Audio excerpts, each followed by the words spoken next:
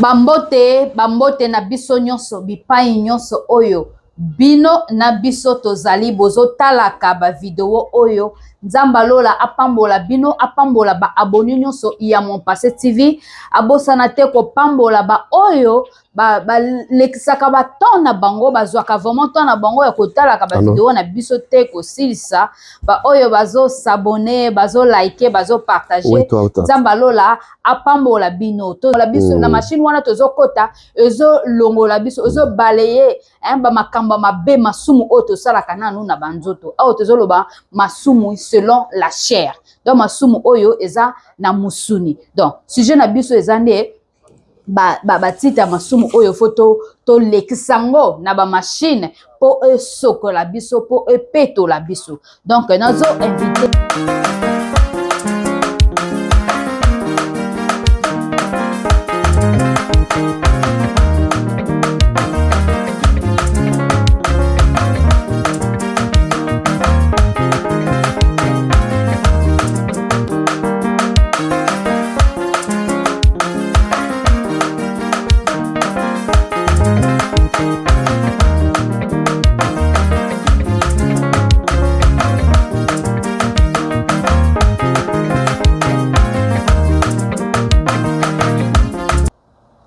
Ok, apôtre. Bonjour, apôtre. Bonjour, maman Edosi. Boni. Nzambaza bien, azobate la biso. Merci beaucoup. Nabinope. Bisope, ça va par la grâce de Dieu. Et semaine, et les cas qui malamu? Nangolo Nzambe, merci beaucoup. Oh. Comment merci. Avant to banda émission na biso to kotana no na losambo. Banda émission. Okay. Seigneur, merci encore une fois de plus. En ce jour où nous célébrons la gloire de Dieu au travers de sa parole. Parce que la parole est une bonne viande qu'on peut partager, est un morceau de pain qu'on peut découper et distribuer à chacun. Amen. Seigneur, merci parce que nous voulons couper ce pain et le manger aujourd'hui. Que ta grâce soit sur nous, que tout ce que nous dirons puisse édifier plus de milliers de personnes à travers le monde. Par la voix de cette chaîne et de cette servante de Dieu, pour la gloire de ton nom, au nom de Jésus. Amen. Amen. Amen. Amen. Amen. Merci beaucoup pour la prière, apôtre. Tozo continue toujours na émission na biso. Oyo to bandaki ya l'église une usine. Oui, tozo continue toujours na thème wana. Mais titre ya lelo eza un peu différent. Tita lelo yo tolingo toyeba ba masumu oto salaka na bonzoto oyo foto lekisango na kati ya ba machine wana po ba machine wana esokola biso échanger biso ba genre masumu wana ndeke ba komba ba masumu oyo foto sala poto leka na ba machine wana epeto la biso ba masumu nano ya bonzoto nana bo esprit lelo tozana ya masumu ya bonzoto ba exemple ba masumu wana foto leka na machine po soko la biso na ebite. OK. Na kanisi poto zongi sabatu mwa sima. Ouais. Tolobelaki likambo ya église usine de transformation des âmes. Alors to définissa qui église c'est quoi? C'est un peuple mis à part pour écouter Dieu, pour servir Dieu.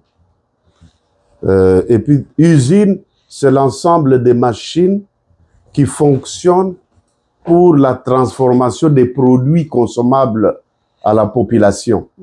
C'est ça, une usine. Alors, les produits viennent bruts, ils passent par les machines et l'équipe, bouki yango, pesi yango forme, pétolo et sengeli ko pétola bongo si mebimi kuna produit fini nde batu ba consommer yango l'état a même na service ya contrôle pour état la so produit wana et ko sala mabete na population même chose pour na église bandimi to ko yaka batu ya masumu mutu moko ta ye pa nzambe azangeli sumu. Amen.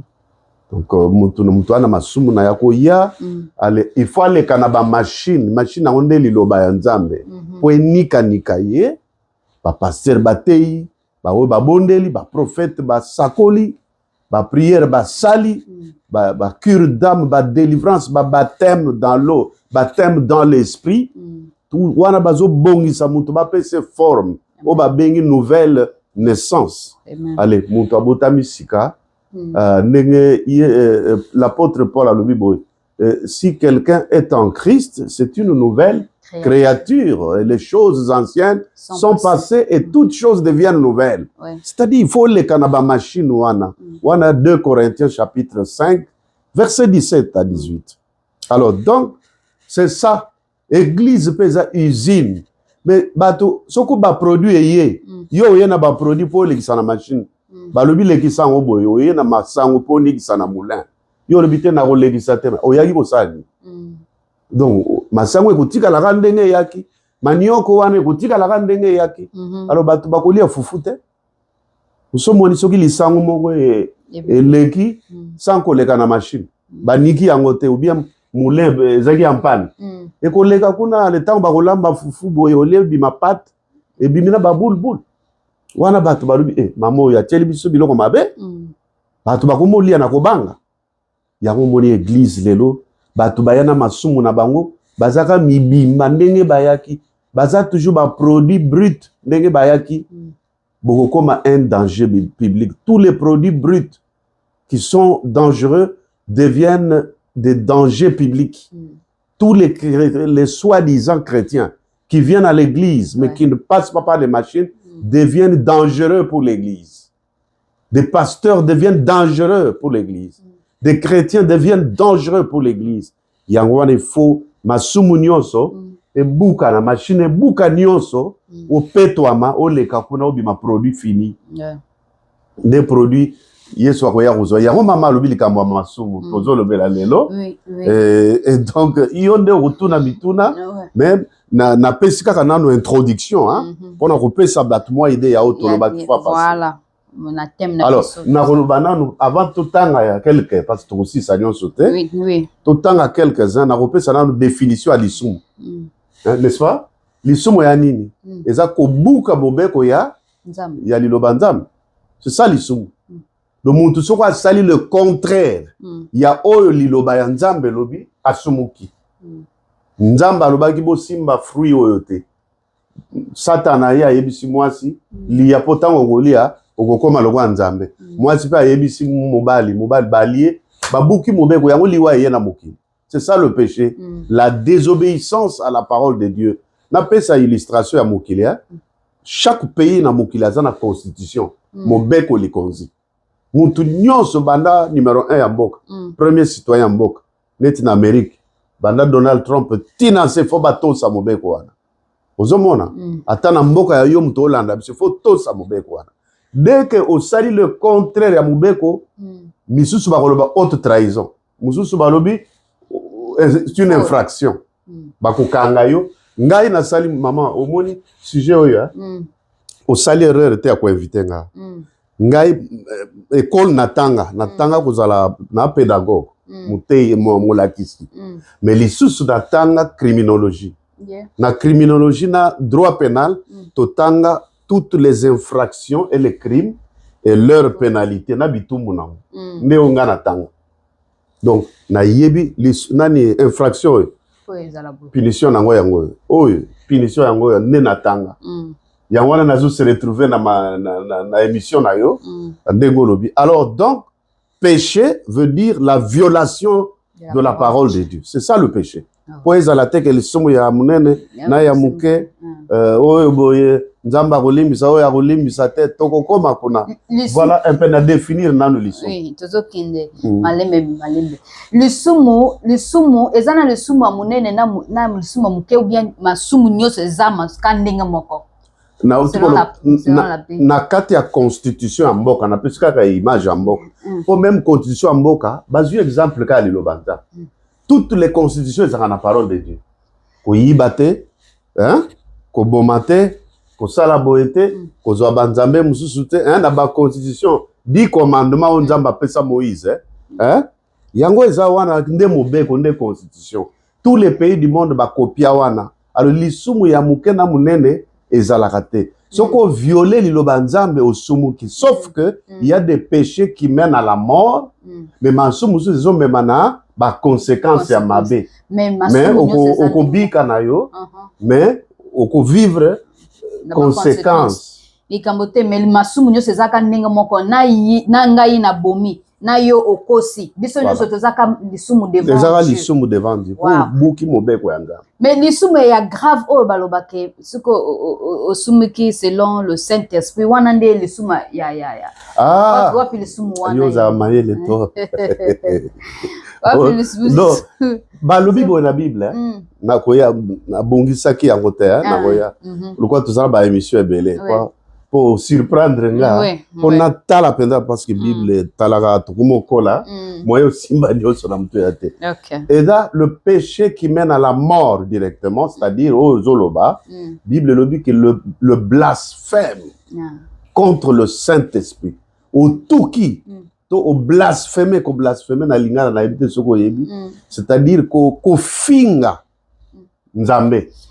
Wana eza blasphème, wana lisumu wana nde balobi ke nzamba limbisaka te. Lisumu eza ndenge ni eza genre nini exemple pour faciliter ba neko comprendre. Na uti ko blasphème oui, blasphème. Na uti ko loba ko finga nzambe. Ko finga ndenge ni naza pasteur ou bien na finga nzambe na yebaka yete exemple. Non, ko finga muto, ebi ko finga muto.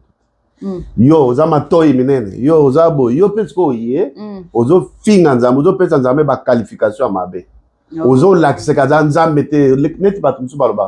Ezaka lokuta nzambe azaka na ete. Ozo comprendre? Tu blasphèmes contre le Saint-Esprit. Oyebi mutu mususu Hérode, na kati ya Bible na Actes des Apôtres chapitre 12, ayaki bazolo bana oyo nde nzambe mususu toyebi te kaka oyo. Hérode onde nzambe na biso mbala moko ange na nzamba kiti a frappé ye akoyi na nse bankusu ebandi obima na nzoto mbala moko. Pourquoi? Po amikomisaki nzambe. Ozomona, c'est-à-dire mutu o amikomisaka nzambe, c'est qu'il blasphème le Dieu créateur. Quand tu te fais Dieu, tu blasphèmes contre Dieu. Le péché la nzamba limbisaka te.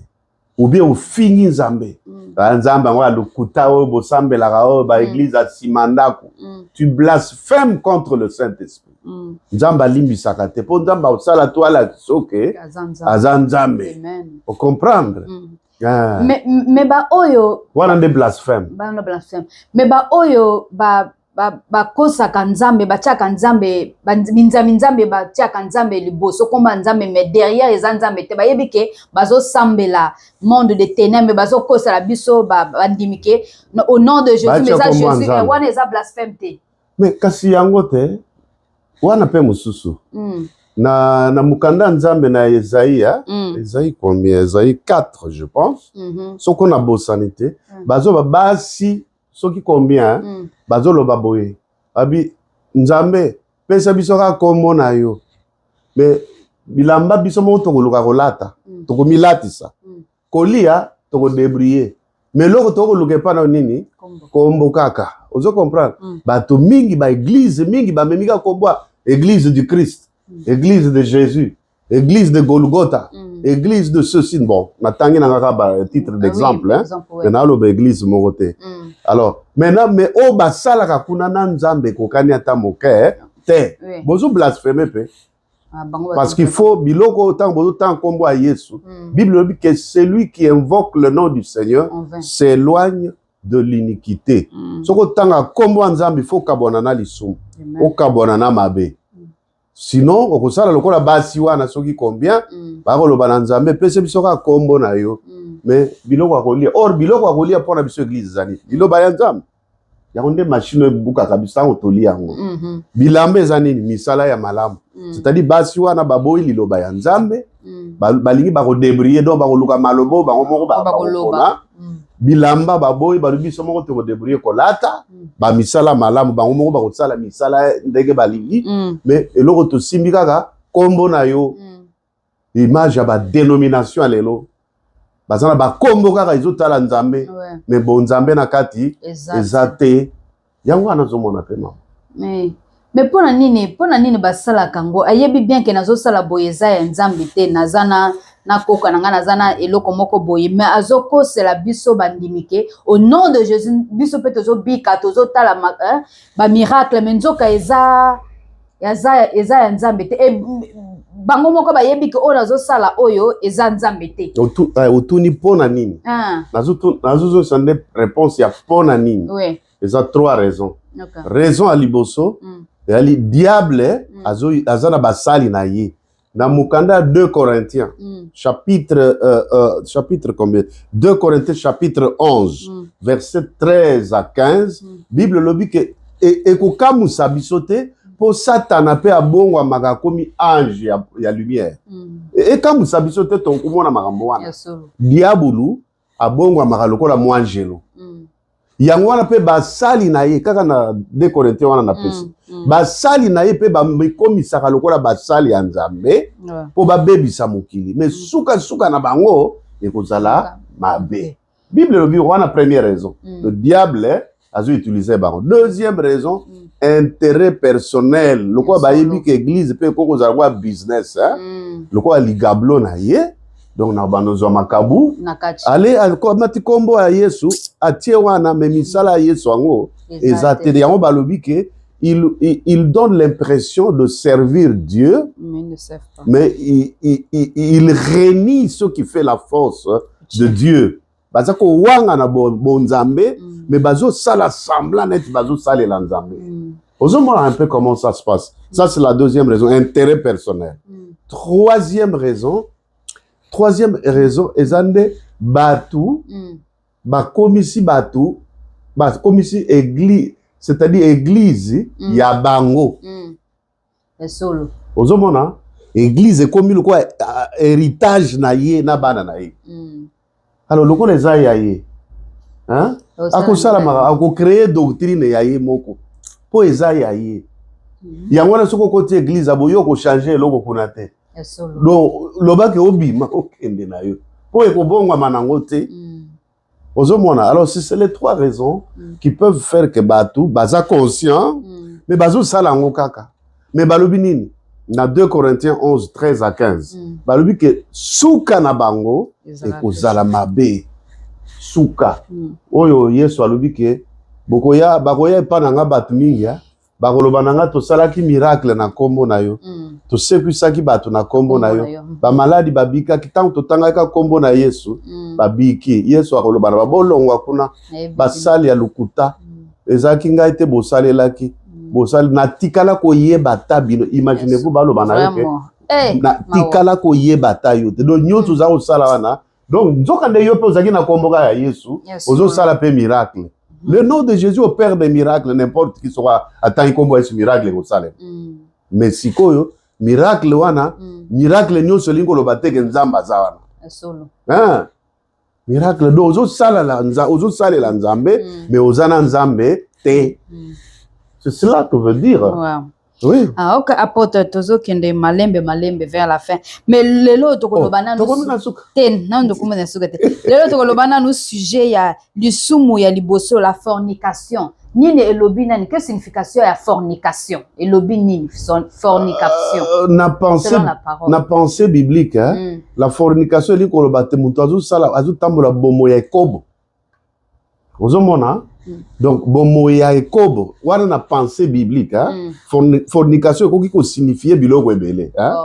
Selon mokili mais na pensée ya liloba o ba pesi awa la fornication c'est-à-dire muntu aza ko forcer nzoto na ye et sala biloko esengeli ko sala te les choses contre nature mais azo utiliser nzoto. Or le corps de l'homme c'est le temple du Saint-Esprit. Exemple, mais pour détruire le temple du Saint-Esprit, pour nous embêter à détruire molimo na yo. Donc la fornication, donc. Mais exemple, exemple simple pour nous à comprendre fornication, eza lokola nzoto na sa nina teka nzoto nanga na ndenge ni na sa prostitution. Ah, okay. Soit aux Olukambongo, au cabinzoto na yo na, hein? Aux autres teka nzoto na yo commission marchandise. Okay. Aux hommes or nzoto eza temple ya molimo santo. Mais toi tu ozo teka nzoto na yo pona pasi pona nzala. Vraiment na ressemble ke obima na biloko wana. Amen. Ozo se retrouver na fornication, na prostitution, na pité, na milimu ya bundumba, obima na biloko wana. Pardon. Zamba sunga yo obima na kati wana. Pour ozo détruire le temple du Saint-Esprit ton corps. Oui. Donc mutu aza fornication okokota lola te. Oui, mais okokota ndenge nini parce que tolobi ke lisumu ya nini. Oyo Lisumu eza ko